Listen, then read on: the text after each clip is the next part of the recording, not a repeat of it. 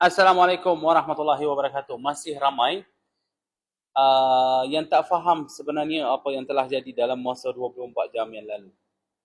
Amerika Syarikat telah meletakkan satu sekatan lautan terhadap Iran. Kononnya dah tutup pintu sempadan lautan habis-habisan dan tidak dibenarkan kapal mana-mana negara untuk lalu dan gunakan laluan pintu Hormuz.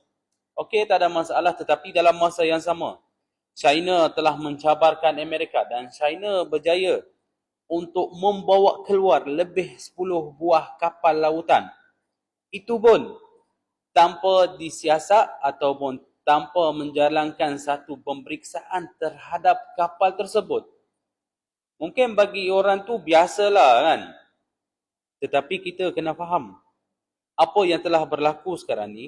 China telah memastikan pada dunia, aku ni antara negara terkuat di dunia. Macam mana kita boleh cakap macam tu? Negara Spain ataupun Presiden Prime Minister Spain telah sampai ke China juga dan telah membuatkan satu temujanji dengan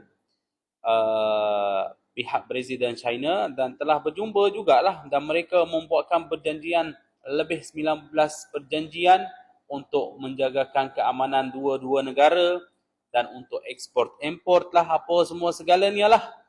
Jadi di situ kita boleh nampak Eropah pun dah bermula berundur daripada bawah sayap Amerika. Mereka tidak ingin lagi menjalan ataupun mengikurilah USA. Diorang dah bermula cari salah satu negara yang lebih hebat daripada Amerika. Walaupun Amerika telah ugut Spain pun untuk meletakkan sekatan terhadapnya, tetapi dia masih terus jugalah jalannya. Dia mencarikan mana yang lebih baik buat dia. Kita suka tak suka, China tu adalah satu negara yang terkuat. Amerika ingatkan kalau dia menjalankan satu sekatan di pintu selat Hormuz, dia boleh kenakan China. Tetapi China tunjuk pada dia, kau tidak ada kekuatan ataupun kau tidak mempunyai keberanian untuk, apa orang kata, kurungkan akulah.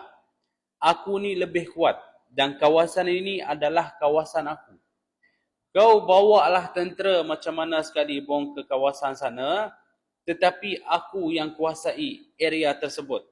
Jadi sekarang ni peperangan secara diam-diam lah antara Amerika dan China pun dah mula sebenarnya. Sebab apa? Menteri Pertahanan China semalam telah dikeluarkan berkataan pada Amerika Syarikat, berlebih kuranglah kalau kau ada keberanian, kau try usik kita. Dan dia kata, kami menyokong pada Iran dan Iran berhak menjagakan pintu selat Hormuz sepenuhnya. Jadi kita akan melihat keadaan dalam masa terdekat ataupun masa yang akan datang ini, adakah Amerika ada keberanian untuk melawankan seluruh dunia ini yang kebanyakannya dah bermula mengikuti China dan tinggalkan Amerika Syarikat. Bolehkah Amerika menghadapi seorang-seorang dia?